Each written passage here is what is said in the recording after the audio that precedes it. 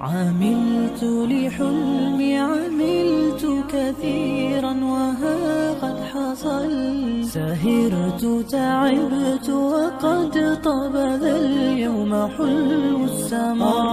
عملت لحلمي عملت كثيرا وها قد حصل.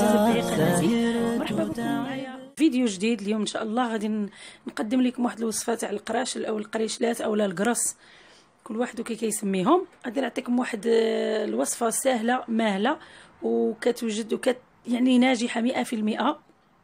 كتعرفوا ان الوصفات غير ديالي اللي كنديرهم ومجربين هما اللي كنعطيهم لكم حتى نتوما تجربوهم. غادي ندير واحد القرص بدون زبده، كيجيو هائلين ورائعين في المذاق وكي القطن، يعني المذاق ديالهم ما نقولشكم. بقاو معايا ان شاء الله نعطيكم الطريقه والمقادير. غادي نحتاجو 500 غرام تاع الطحين الابيض او الدقيق فورس. غنحتاجو وحده خميره الحلوى، وحده فاني، يعني قبصه ملح، نصف كأس سكر، نصف كأس زيت، بيضه واحده في العجين، وبيضه وشويه تاع الجنجلان هادو لي باش نزوقهم للتزيين. غنحتاج حليب، انا عندي واحد الكاس دافي هنا، المهم غادي نشوف على حسب الخليط. غنحتاج لخميره العجين، انا درت هنا واحد المعلقه تاع السكر، شويه في الماء. شوفوا كيما راه هذه هي الطريقه ديالي، كنديرها ديما في العجائن باش تعاوني في الخموريه. هي خمرت. وغنحتاج بطبيعه الحال انا القرص ولا يعني الخبيزات او القراش ما خاصش ما كنديرهمش الا ما كانوش عندي هاد الزرارع. غنحتاج شويه نافع، شويه حبه حلاوه، شويه زرعه الكتان، شويه سمسم او زنجلان. هادو غادي نديرهم في النار شويه، غادي نسخنهم وغنطحنهم ان شاء الله. المهم بقاو معايا باش ان شاء الله نديروا الطريقه. بسم الله على بركه الله. انا غادي ندلكهم في العجانه، اللي ما عندوش العجانه يديرهم ساهلين، هما ما خاصهمش يتجمعوا شويه وتدلكوا شويه باليد، ماشي ضروري العجانه. غندير هاد البيضه، ندير نصف كأس سكر، سكر فاني،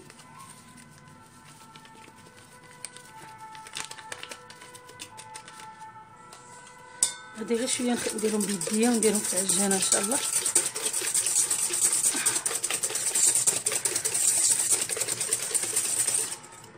نصف كأس زيت.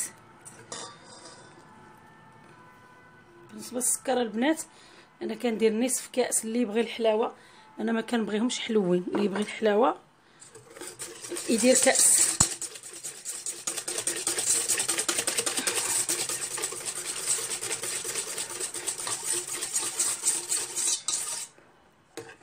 ندير هذيك الخميره ديالي، خمرات تساعدني في الخموريه.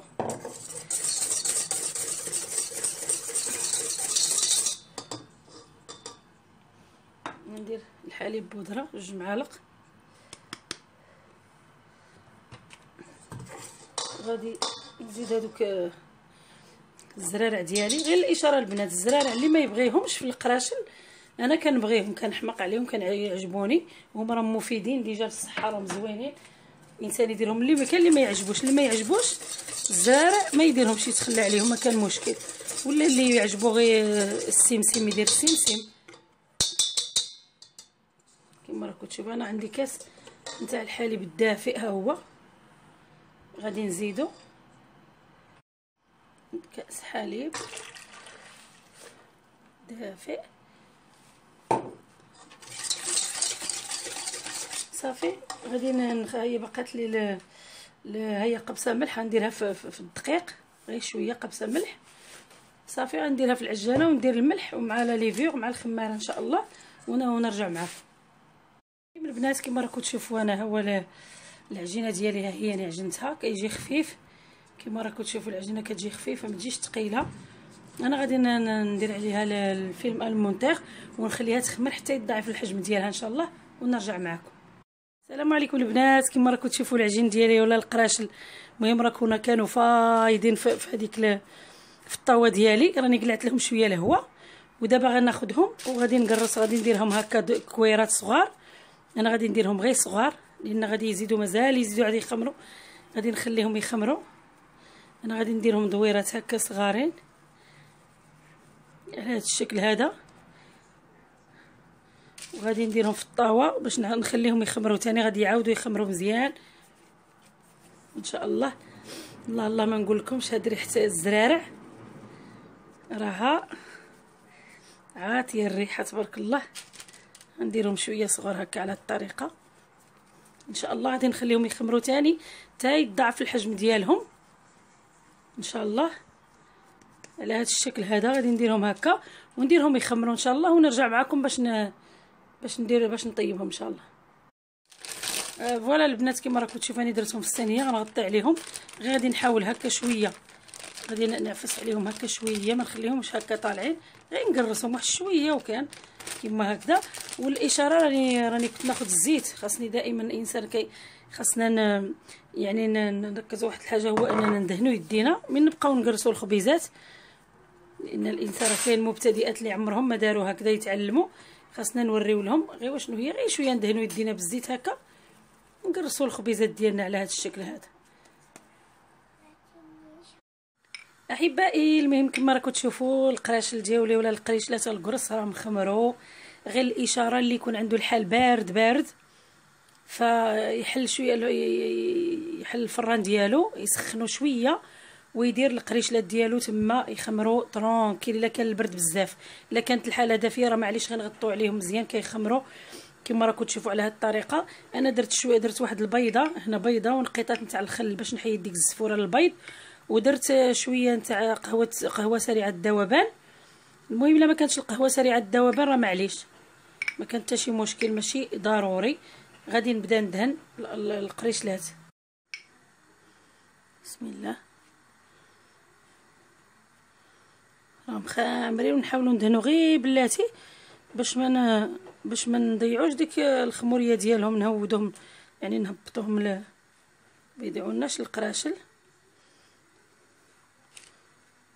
الطريقه هذه بطبيعه الحال عندي الجنجلان او السمسم، اللي بغى يدير بحاجه اخرى، كاين اللي يبغي البافو، كاين اللي يبغي الحبه السوداء. المهم يبقى التزيين على حسب وشنو كاين. السلام عليكم اخواتي. المهم النتيجه النهائيه ديال لي بغيوش او القريشلات او القراشل او القرص كيجي على هذا الشكل هذا، كيجي رائع ما نقول لكمش، كيجي هشيش وقطني. هادو راه هادي يلاه سخان، يلاه خرجتهم. غير الاشاره انا هذاك المقادير اللي عطيتكم انا زدت عليهم شويه تاع الفرينه، لان كانوا جاوني شويه بحال نقولوا الفرينه ما شربتش، لان كاين الفرينه اللي تشرب اللي ما تشربش.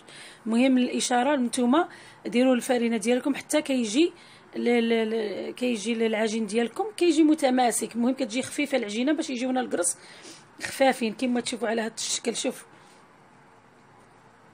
راه جا قطني، ها نقسم كاع وحده يعني راه جاي قطني وهشيش. المهم ما نقول لكمش هذا القرص هما واعرين بزاف، وراكم شفتوا ما درت فيهم لا زبده بدون زبده لا والو، كيجي المنظر ديالهم كما راكم تشوفوا هائل. نتمنى هذه الوصفه تاع اليوم تكون عجبتكم ونالت الرضا ديالكم، واكيد خاصكم تجربوها باش تشوفوا يعني اللي بغيوش هادو ديالي اللي كنديرهم زعما ما كنتخلاش على الوصفه ديالي كما راكم تشوفوا. ودارت تبارك الله الخير والبركه. كنقدروا ناخذوهم على كونفيتي ولا ناخذوهم غير هكذا ولا مع الجبن، ولا المهم على حسب كل واحد.